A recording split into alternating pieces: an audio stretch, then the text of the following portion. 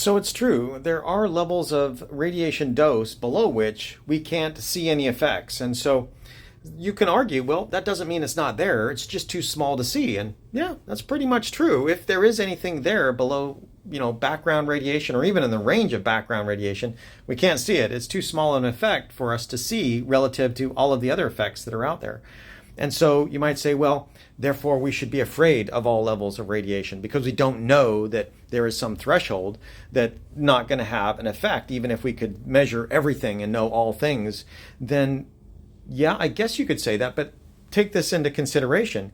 If it's too small to be measured, how much time, effort, and fear should be given to something that you can't even measure? It's just too small relative to everything else that we have in life that is measurable, that's discernible, that's clearly having an effect. Something that's too small to have an effect, how much money should we spend? How much time should we spend on it?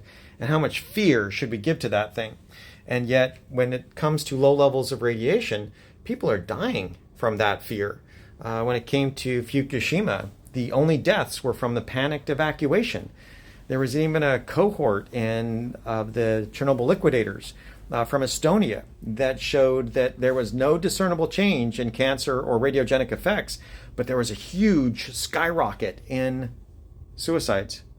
They were so afraid of these low levels of radiation, thinking, well, no level is safe, so even a little bit might be causing all the problems that I have. And when you have that fear, you attribute all of your problems to it, you suddenly have no hope. And so the suicide rate skyrocketed. So this concept that, well, maybe a little bit does hurt you, that concept hurts. It kills people, literally.